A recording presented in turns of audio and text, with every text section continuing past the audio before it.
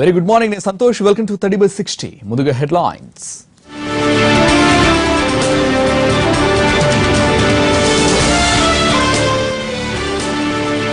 పద్ధతి మార్చుకోకపోతే మిమ్మల్నే మార్చేస్తా. టీడీపీలో విభేదాల్ని సహించబోనంటున్న బాబు. సకుటుంబ సపరివార సమేతంగా తిరుమలకు తెలంగాణ సీఎం. రేపు తిరుమలేశునికి 5 కోట్లు విలువ చేసే కానుకల సమర్పణ.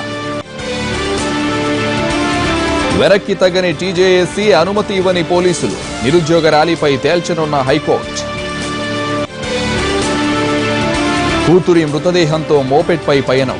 ఆటోకి డబ్బులు లేక కర్ణాటక రైతు కూలీ దైన్యం.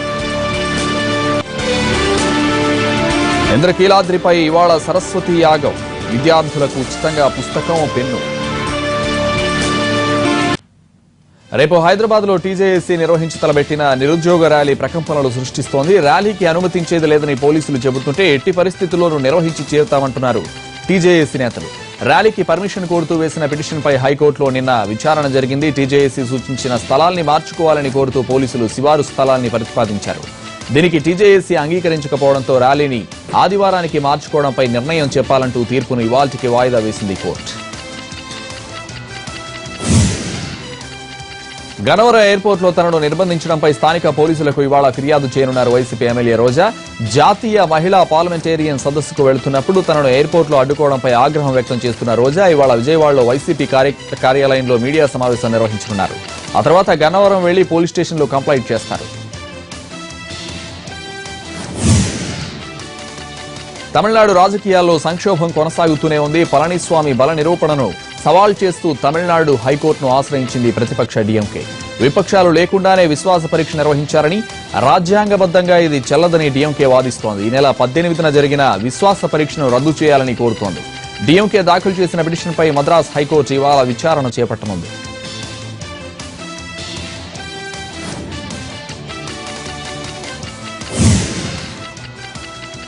తమిళనాడు సీఎం పళనిస్వామి ఇవాళ బెంగళూరు వెళ్లనున్నారు. పరప్పన అగ్రహార జైలులో ఖైదీగా శిక్ష అనుభవిస్తున్న శశికళను పరామర్శించి తాజా రాజకీయ పరిణామాలపై చర్చిస్తారు. తమిళనాడు రాజకీయాల్ని బెంగళూరు జైలు నుంచే శాసిస్తున్న శశికళ అనాడీఎంకేపై తన పట్టు కోల్పోకుండా చూసుకుంటున్నారు.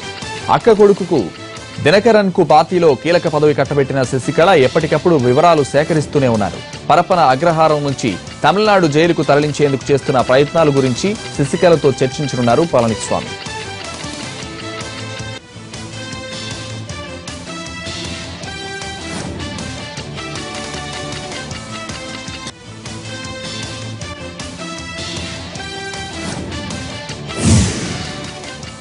విశాఖ టీడీపీలో నాయకుల మధ్య నెలకొన్న అగాధాన్ని పూడ్చే ప్రయత్నం చేశారు సీఎం చంద్రబాబు.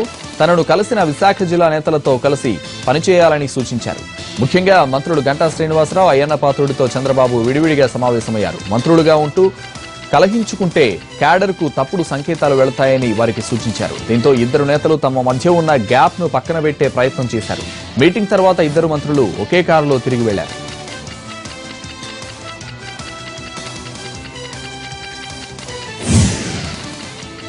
కరువును సమర్థవంతంగా ఎదుర్కొనేందుకు సహాయక చర్యలు తీసుకోకపోతే మార్చి 10వ తర్వాత అనంతపురంలో సత్యాగ్రహ దీక్ష చేస్తానన్నారు AP PCC chief Raghuveera Reddy. Vijayawada Andhra Ratna భవన్లో వివిధ జిల్లాలు, నగరాల కాంగ్రెస్ అధ్యక్షులతో సమావేశమైన రఘువీరారెడ్డి కేంద్ర రాష్ట్ర ప్రభుత్వాల వైఖరిని ఎనగట్టడానికి పోరుబాట పట్టాలన్నారు. ప్రత్యేక హోదాపై బీజేపీ, టీడీపీలు మోసం చేస్తున్నాయన్న ఆయన స్థానిక సమస్యల పరిష్కారానికి కృషి చేయాలని ఆదేశించారు. ఏపీలో మహిళలకు రక్షణ లేకుండా పోయిందని, పోలీస్ స్టేషన్లన్నీ టీడీపీ ఆఫీసులుగా మారిపోయాయని ఎద్దేవా చేశారు రఘువీర.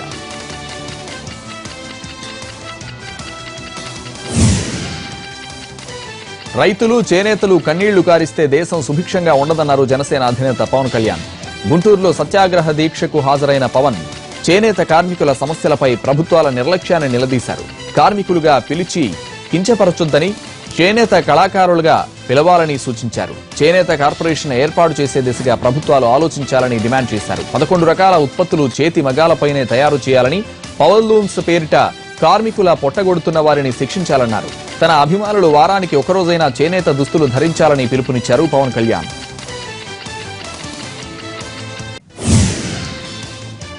Most backward classes development corporation ఏర్పాటు చేయాలని నిర్ణయించింది తెలంగాణ సర్కార్. బ్యాంకులతో లింక్ లేకుండానే ఎంబీసీలకు ఆర్థిక చేయూత ఇస్తామని ప్రకటించింది.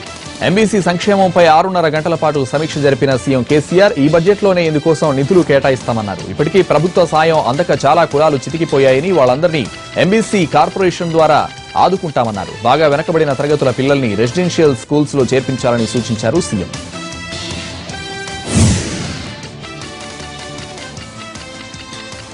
కేంద్ర రాష్ట్ర ప్రభుత్వాలపై మండిపడ్డారు తెలంగాణ కాంగ్రెస్ వ్యవహారాల ఇన్ఛార్జ్ దిగ్విజయ్ సింగ్. అబద్దాలు చెప్పడంలో మోదీ, కేసీఆర్ ఇద్దరు హేమాహేమీ లేనన్నారు.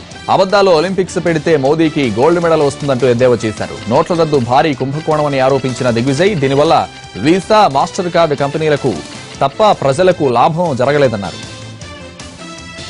झूठ बोलने वाला व्यक्ति मैंने जीवन में नहीं देखा. अगर झूठ बोलने वाले के किसी भी ओलंपिक गेम में ये खेल आएगा तो गोल्ड मेडल नरेंद्र मोदी के अलावा कोई दूसरा जीत नहीं सकता.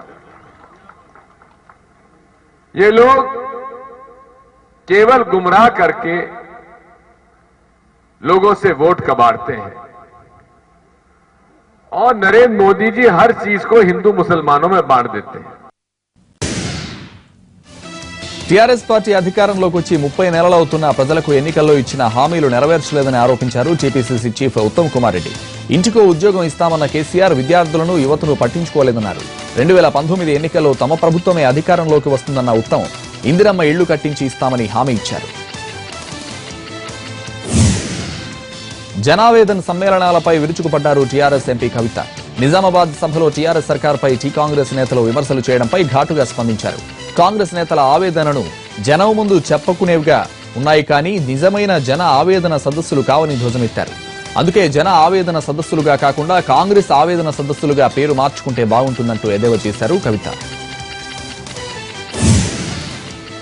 తెలంగాణ మంత్రుల తీరుపై ఓ రేంజ్ లో విరుచుకుపడ్డారు టీటీడీపీ అగ్రనేతలు.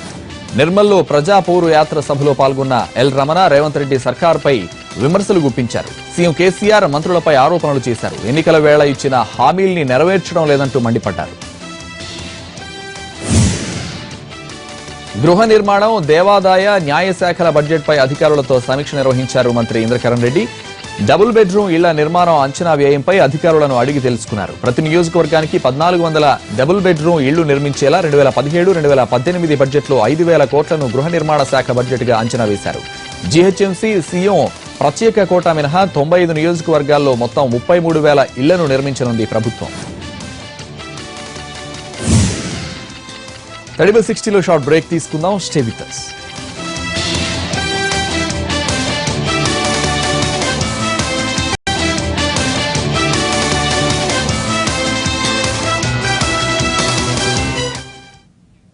న్యూస్. ఏపీ వైద్య ఆరోగ్య మంత్రి కామినేని శ్రీనివాస్ చొరవతో వేలాది మంది వైద్య విద్యార్థులకు ఊరట కలగనుంది.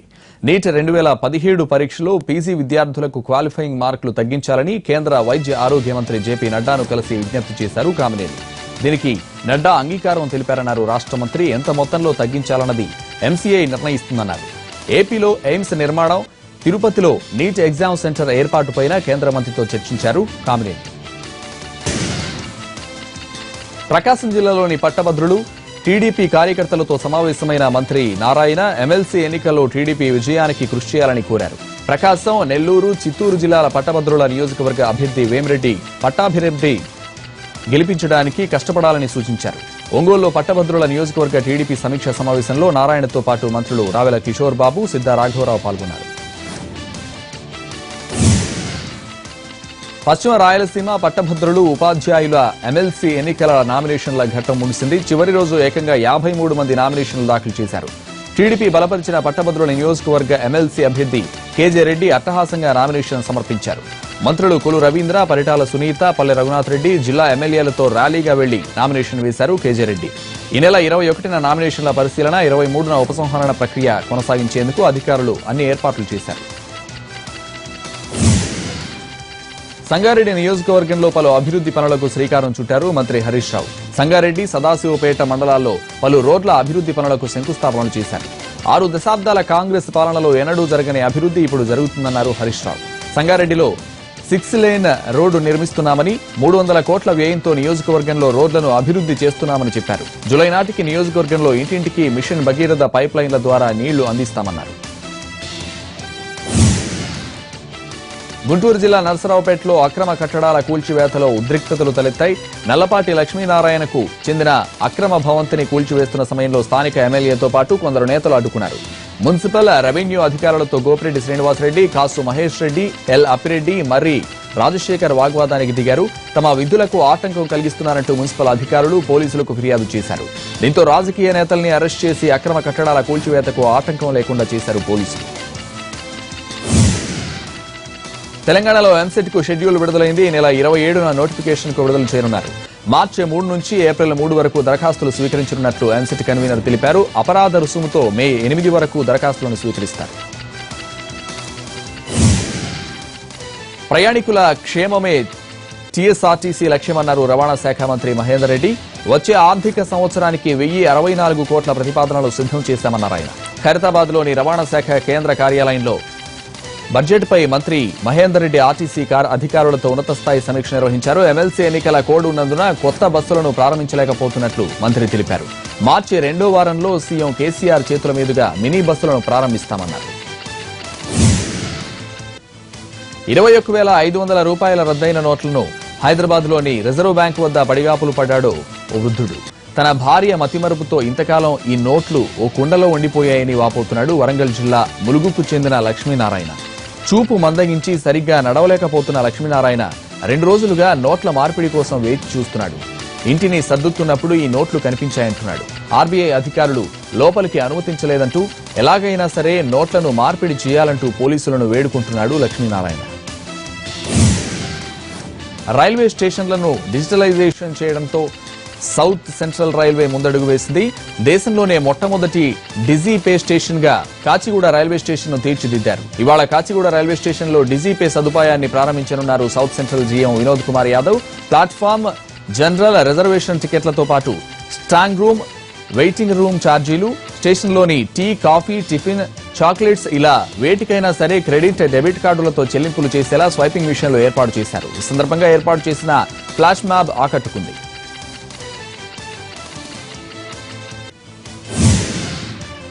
తడిబి 60లో మరో షార్ట్ బ్రేక్ తీసుకుందాం. Stay with us.